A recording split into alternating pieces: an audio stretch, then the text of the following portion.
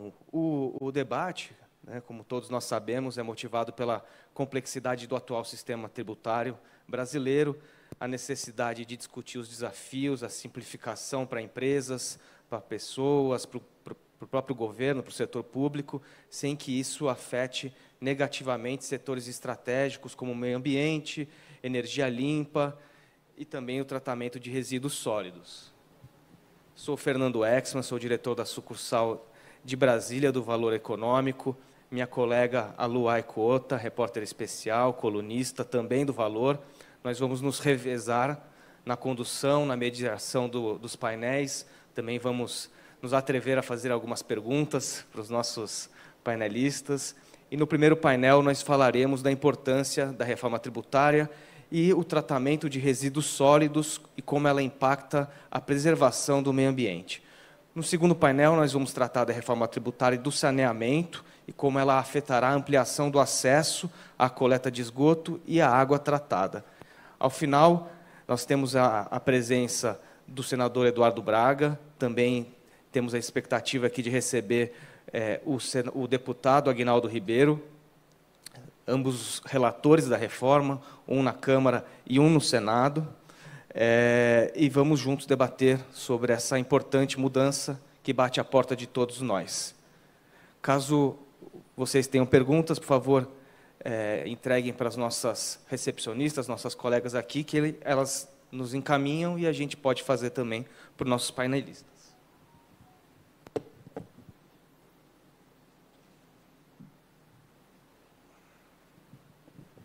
Queria chamar, portanto, agora ao palco o senador Alexandre Luiz Giordano, o deputado federal Arnaldo Jardim, o advogado tributarista Luiz Gustavo Bichara e o presidente da Frente Nacional dos Prefeitos, prefeito de Aracaju, Edivaldo Nogueira.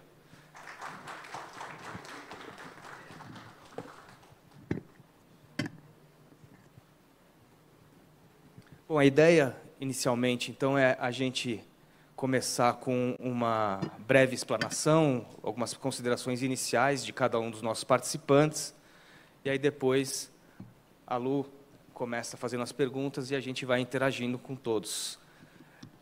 Senador, o senhor quer começar, por favor? Temos entre 2 e 3 minutos para cada um e, obviamente, a gente depois vai ter tempo para todo mundo, inclusive com considerações finais. Boa tarde a todos. É um grande prazer estar hoje aqui e numa data marcante, né? Porque o setor especificamente o setor de resíduos sólidos, é um setor que buscou esse dia, essa data de hoje. É um setor muito rico na forma de proteger o meio ambiente. É um setor que faz uma gestão totalmente compromissada com as cidades, com o bem-estar, com o povo de uma maneira geral. A gente costuma falar que se o transporte parar, o Brasil para. Mas se os coletores de resíduos pararem de recolher os resíduos, todas as casas terão um grande problema de resíduos dentro das suas próprias casas. Então, esse dia é marcante porque o setor aqui presente aqui, estou vendo aqui amigos, os grandes players do mercado nacional estão aqui presentes. Isso é muito significativo. Era muito difícil, viu, presidente da Associação Federal dos Prefeitos, a gente tivemos juntos, debatendo sobre o transporte, cheguei a emendar para eles uma situação para um reajuste fiscal para cidades quanto ao transporte. E é muito importante a presença aqui desse presidente, dos prefeitos, porque ele sabe a dificuldade que os prefeitos têm para pagar a taxa da coleta, a taxa do aterro sanitário, enfim, as taxas. Por isso eu vim discutindo agora há pouco com o Eduardo Braga, que é do meu partido, eu sou do MDB, e além do Eduardo ser o líder do meu partido, eu sou o vice-líder do MDB no Senado. Nós somos muito amigos, e a gente bateu esse papo sobre a reforma tributária no que diz ao saneamento básico, principalmente na parte dos resíduos. estava explicando para ele que se a gente não fizer a transformação agora, nas 3 emendas que eu adentrei aqui, a pedido da Abrema, a gente teria uma grande dificuldade em ter um valor justo. Isso independente de falar o trabalho ambiental que são feitos. Hoje nós temos 3.000 lixões, 3.000 lixões. Hoje nós temos mais ou menos 60% do resíduo tratado no país. Então nós temos 40% ainda para criar uma regra sanitária, uma regra financeira para os municípios organizarem os seus resíduos. E nós estamos falando de tributar aquilo que a gente mal consegue fazer com o valor que o município consegue pagar para as empresas. Então, a minha discussão junto ao Eduardo Braga é que cuido com carinho disso, porque o setor de resíduos sólidos, ele não aparece, mas ele é muito importante para o nosso meio ambiente. Tudo que se produz no país vai para o aterro sanitário. O destino final é um aterro sanitário. Pode ter o tratamento, a gente agora está implantando em vários aterros sanitários que estão aqui, a gente está implantando o CTR, que é o Centro de Tratamento de Resíduos, que é uma parceria de pegar os coletores da rua, pegar o pessoal menos favorecido, que mexe com reciclagem, colocar ele dentro de um galpão e antes de aterrar o resíduo, fazer uma pré-seleção. E doando para eles esse resíduo separado, isso tem uma vida útil maior, o aterro sanitário, faz a parte social ambiental e a gente consegue partir para a localização do resíduo por setor. Então a gente consegue ver que a Coca-Cola produz lá 5 milhões de garrafas PET, que vai estar lá separado. A Guaraná, 5 milhões de garrafas PET. A Balduco, XPTO de plásticos. A gente vai conseguir identificar o material que hoje quem paga é o município, sendo que quem produziu esse resíduo não foi o município, foi o gerador, quem gerou esse resíduo. Então, essa disparidade, a gente tem muito ainda a caminhar. Só que no momento de hoje, sinto muito feliz como senador da República, onde cheguei agora há pouco da França, tive eu, o Rodrigo Pacheco, o Ciro Nogueira e o senador Davi, nós tivemos no Senado da França ontem, tivemos uma reunião maravilhosa ontem, falando de meio ambiente, falando de Brasil, para a gente trocar relações, trocar as ideias, né, sobre esse assunto de saneamento básico, muito importante para a vida, para a saúde de moradores que moram em situações precárias, que o próprio banheiro que o cara utiliza agora há pouco aqui, ele sai e ele pisa nele aqui fora, porque falta de um saneamento básico, falta de um tratamento. Mas eu fico muito feliz a priori, coloco o meu gabinete à disposição do setor de saneamento básico, o setor de resíduos sabe que pode contar com o meu gabinete, o Pedro Maranhão sabe disso. Então, eu quero que esse dia aqui tenha vários dias desse, Eu estou muito feliz de ver o setor hoje aqui realmente coeso, realmente junto, na mesma aeronave, com o objetivo do aeroporto, o mesmo objetivo. Então, isso eu achei muito bacana, porque a concorrência, ela se torna uma briga de mercado, né? Uma discussão de mercado. Mas quando você vê todos os players unidos por um bem maior, que é o bem ambiental, que é o bem do saneamento básico, é o bem da saúde, superou o lucro, né? Superou a parte financeira, e isso vindo com a parte do bem-estar, com a saúde do nosso povo brasileiro, isso é muito bacana. Então, vocês podem contar com esse senador aqui sempre presente. Muito obrigado, senador. Bom, eu não sou cerimonialista, então sigo aqui a ordem ou a ordem parlamentar. O que vocês preferem? Quer falar, deputado? E aí a gente depois vai para o prefeito, o doutor Bichara faz uma amarração. Falo sim, Fernando. Bem, boa tarde a todos. Uma alegria muito grande poder estar aqui, dizer do privilégio de estar ao lado do senador Giordano.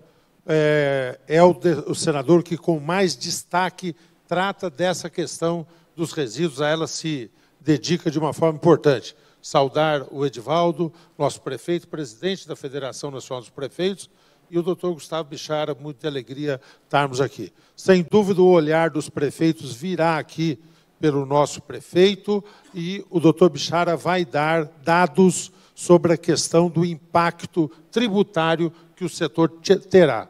Eu vou dizer que eu acho que a minha contribuição ela vem para constituirmos uma narrativa. Eu me sinto meio à vontade em casa, sei que aqui estão os principais operadores do setor de resíduo no país e começo fazendo uma meia-culpa. Nós não tratamos na Câmara com a atenção e profundidade que esse assunto mereceria. Eu me penitencio por isso e quero dividir essa penitência com vocês. A Abrema estava surgindo, parabéns pelo surgimento da Abrema, Pedro Maranhão. A Abicom não se dedicou, Percy, a essa questão da forma como deveria. Então, pelo menos, vamos dividir as responsabilidades. Aqui não se trata de um momento só setorial. Aqui não estão todos defendendo o setor de resíduos e saneamento, né? Aqui nós estamos defendendo uma visão de país. É muito importante que isso seja ressaltado.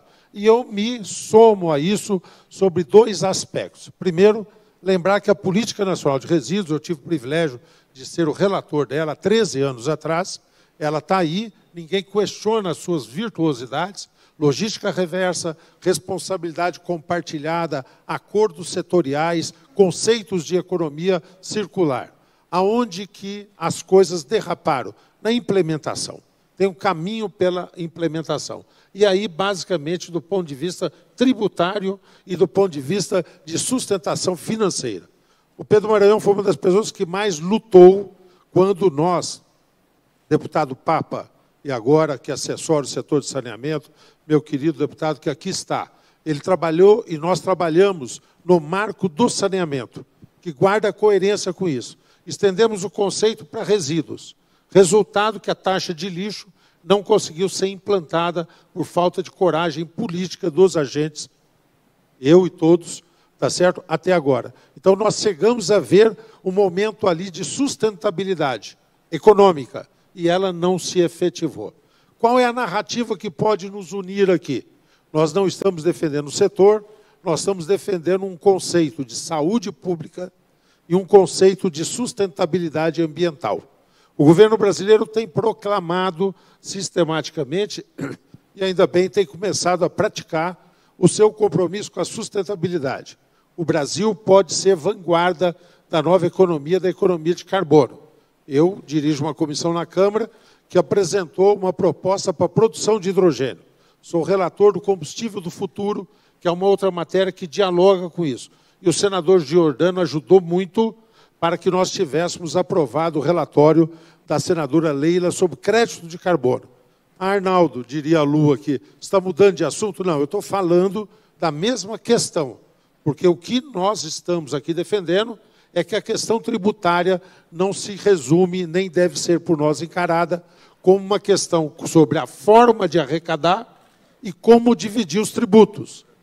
A reforma tributária é um olhar de país, é uma visão estratégica de futuro. Então, a reforma tributária precisa tratar diferenciadamente saúde pública e meio ambiente, porque esse é o projeto de país que nós queremos construir e não tem cabimento que o setor de resíduos não tenha esse tratamento tributário diferenciado, que nós, na Câmara, não conseguimos fazer. Parabéns, senador Giordano, pela emenda. Temos certeza que isso deverá ser acolhido no Senado e na Câmara nós vamos lutar, ou para mantê-la, ou, se não, para nós podermos reconstituir isso. Mas é uma narrativa de país, para o país. Acho muito importante que nós tenhamos essa diretriz. Obrigado, deputado Arnaldo Jardim. Prefeito, queremos ouvi-lo, por favor. E presidente, né, da FNP. Boa tarde a todos e a todas. Eu quero agradecer, Fernando, o convite. Quero saudar o senador Giordano, quero saudar o advogado Bixara e quero saudar o deputado Arnaldo Jardim e saudar a todos e a todas dessa plenária. Eu, nos momentos difíceis, eu sempre recorro à poesia. Tem um poeta brasileiro que diz o seguinte: no dia que o ser humano perder a esperança, é como se apagássemos as cores do arco-íris. Começo dizendo isso porque eu tenho esperança no país. Eu sou prefeito de Aracaju, prefeito pelo 4º mandato. Estou encerrando minha segunda fase do meu segundo mandato agora na prefeitura. Sou presidente da Frente Nacional de Prefeitos e tenho a concepção de que o século XVII, XVI foram os séculos dos impérios, os séculos XX, principalmente, foi o século das nações, e o século XXI é o século das cidades. Eu acredito muito nas cidades. Eu sou um político essencialmente municipalista. Eu fui vereador, vice-prefeito e prefeito nesses meus anos de política que participo da atividade política no país. E acompanhei de maneira muito efetiva, porque estou só de prefeito 16 anos. Acompanhei a construção do ISS como um instrumento de elevação e de melhoria de vida das cidades. Acompanhei a ideia de que o Brasil é uma federação de 3 entes federativos e passou a ser a partir da Constituição de 1985. Os municípios eram o patinho feio da federação e nos transformamos no cisne a partir do IPTU, do ISS. O ISS, quando foi colocado para as prefeituras, representava 0,1% da receita dos municípios. Hoje é 16%, 17%, em algumas cidades chega até 20%. E é o imposto que mais cresceu. E é o imposto mais sólido da nação. Porque é o imposto que sobre ele não tem luta tributária, não tem guerra fiscal, ele tem uma alíquota única, diferencia-se muito pouco de uma cidade para outra, entre 2% e 5%, ninguém paga 10% de ISS, ninguém paga 20% de ISS.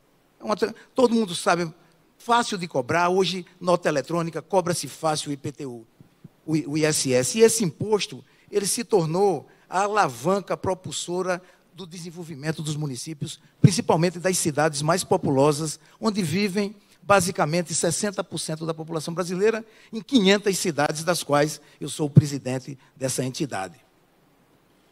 E o que é que está acontecendo com a reforma tributária? O primeiro aspecto da reforma tributária é que ela ataca o que de mais caro a nação brasileira construiu, que é o Pacto Federativo com independência dos municípios. Porque eles mudam, tiram o ISS e incorporam ao IVA. Criam o IVA dual, um IVA federal e um IVA que vai ser compartilhado por estados e municípios. E quero chamar aqui a atenção de todos que o imposto que hoje é mais problemático no Brasil, e aqui tem um tributarista que não vai me deixar negar, é o ICMS. A guerra fiscal é o imposto, aliás, que destruiu, do ponto de vista o tributarismo no Brasil. É a grande confusão. Os senhores são empresários e sabem que cada empresa tem que ter pelo menos 30, 40 pessoas para cuidar do ICMS. Não é o ISS o imposto problemático do Brasil. Por isso é que eu chamo, em primeiro lugar, a atenção para que a gente entenda que essa reforma tributária, na sua raiz, ela já tem um viés que ataca de maneira muito brutal o federalismo brasileiro. Mas, obviamente, que como cidadão respeito a decisão. A reforma tributária está aí, nós queremos a reforma tributária, tem que ter simplificação, tem que ter melhoria, tem que ter previsibilidade. Nós somos a favor da reforma tributária. Porém, a reforma tributária que foi aprovada na Câmara dos Deputados, ela tem alguns aspectos que eu queria levantar aqui rapidamente, se me permite, Fernando. O primeiro deles é que ninguém sabe qual é a alíquota. Nós estamos aqui, todo mundo está dizendo que a alíquota vai ser de 27%. Isso, para o setor de serviços, é uma bomba de efeito retardado. Imaginem hoje o setor de serviços, saneamento, na minha cidade, a limpeza pública. 5% de ISS definido, está lá no preço, obviamente, vai passar para 27%, vai aumentar 15%. O setor de serviços e a limpeza pública vai ter um acréscimo imenso nos valores e com a mesma arrecadação. Como vamos resolver esse problema do impacto da reforma tributária no setor de serviços? O que vai haver é uma redução imensa. Então, nós vamos diminuir os serviços de saúde, nós vamos diminuir os recursos da educação, Nós vamos diminuir os recursos da limpeza pública, da melhoria da qualidade da cidade? Ou vai ficar o impasse, que em algumas cidades, na minha não tem. Limpou, quem limpa a minha cidade sabe que todo mês recebe direitinho. Eu nunca atrasei um mês, nada na minha cidade. Quem presta serviço recebe de maneira efetiva, no prazo aprazado. Mas em muitas cidades, de fato, a limpeza pública vive situação de muitas dificuldades. Então, essa é a grande questão da reforma tributária. Essa reforma tributária precisa ser melhor discutida, porque ela vai ter um impacto imenso. Ela é, do ponto de vista da ideia, excelente, nós temos que fazer a reforma tributária, mas como ela foi construída na Câmara dos Deputados, ela tem lacunas importantes que nós precisamos, nós brasileiros, temos que nos unir. A reforma tributária é para o país, não é para um partido, não é para uma corrente, não é para um segmento, não é para um gueto, é para todo mundo. E eu acredito, então, que é preciso que o Senado reveja alguns aspectos. Primeiro, do federalismo. O segundo, de como esse imposto será resolvido a questão entre estados e municípios. Vai se gerar um novo problema na equação, porque toda a legislação ela vai ser colocada para a legislação infraconstitucional e os estados vão começar, as assembleias legislativas vão legislar sobre algo que os municípios vão ficar à margem. É um outro problema que nós temos que resolver. E o terceiro aspecto é o terceiro aspecto que aqui vocês estão debatendo, que é o impacto no setor de serviços dessa reforma que está no Congresso. Vai impactar. Eu quero dizer a vocês que eu estou muito tranquilo, porque eu falo isso desde o ano passado. E disse isso na votação, fim na votação, participei ativamente, fizemos emenda, e mostrávamos que essa reforma ela tinha essa distorção. Ela é boa para alguns setores, mas ela é muito ruim para outros setores, entre os quais os municípios brasileiros. Então é preciso que o Senado, que é a casa da federação, entenda que essa reforma precisa ser melhor debatida. Ela precisa ser melhor discutida. Ela precisa ser mais, digamos assim, trabalhada por todos nós, para que ela possa ser uma reforma que interesse à nação. Por isso é que eu quero, então, indo para os finalmente, dizer que tem mais dois aspectos. O segundo aspecto é que, não sei se os senhores se aperceberam, mas a reforma tributária ela está dividida em duas partes. Ela vai ser aprovada e ela vai ter 10 anos de transição. E falam que essa reforma vai simplificar. Como vai simplificar? Os empresários vão ter que ter 2 setores para tratar do passado e para tratar do futuro. Isso vai ser mais burocracia. Mais burocracia. Eu não vejo essa reforma como a simplificação que todo mundo está dizendo que vai ter. E o terceiro aspecto é que ela e eu não tenho nada contra a Bolsa Mercantil de Futuro, mas ela é uma Bolsa Mercantil de Futuro. Porque ela aponta os resultados para 30 anos. Uma expectativa que você não consegue pegar, porque não tem nada que mensure, não tem nenhum cálculo, não tem nenhuma, vamos dizer assim, como é que chama aquela que você coloca no computador e ele dá o resultado. Não tem nenhuma ideia de como vai ser a reforma tributária.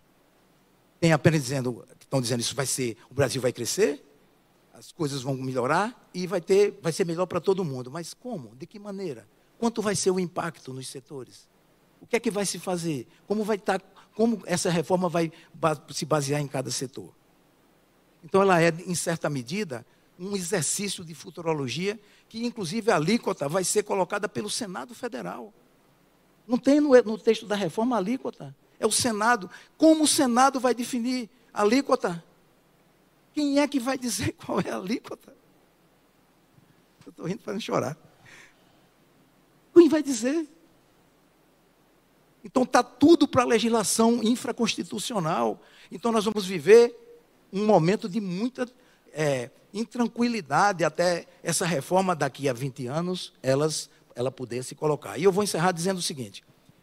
Como prefeito, a reforma não me atinge. Eu podia estar em casa, na minha cidade, cuidando das coisas da cidade, que é muita coisa que a gente tem que cuidar. Porque ela vai ser daqui a 10 anos. Eu termino meu mandato no ano que vem. Mas eu tenho andado no Brasil como presidente da frente, porque eu acredito que é preciso que a gente discuta profundamente a reforma tributária. Ao fim e ao cabo, no dia do aniversário de cada um dos senhores e das senhoras, se alguém chegasse com um presente bem embrulhado, num pacote, e lhe desse assim, dissesse: deputado Arnaldo Jardim, está aqui o seu presente. Esse presente vai resolver sua vida, vai melhorar, vai lhe dar tudo de bom. Agora, o senhor só poderá abrir esse presente daqui a 30 anos. O que é que o senhor diria? É a reforma tributária. É o presente e a reforma tributária é isso. Daqui a 30 anos, nós vamos ver o resultado dela. Portanto, quero parabenizar a todos por esse evento e dizer que esse é o trabalho nosso. Conversar, discutir, sem partipri, ninguém é o dono da verdade, mas que a gente possa juntos encontrar um caminho para que o nosso país volte a crescer, se desenvolver e que a sociedade tenha dias cada vez melhores. Muito obrigado, um beijo no coração, fiquem com Deus. Obrigado, prefeito. Doutor Bixara, o senhor ficou com a ingrata missão de tentar explicar de onde viemos e para onde vamos. Boa tarde a todos, obrigado, Fernando, Lu, em nome de vocês agradecer muito honradamente o convite que me foi feito pelo Valor Econômico, saudar meus companheiros de debate, senador Jordano, deputado Arnaldo Jabbour, presidente Edivaldo, e dizer, Fernando, que você me deixou uma presidente da frente, né? Presidente da... Ah, é verdade, mas tomou como um elogio, como dizem os ingleses, né? Take as a compliment.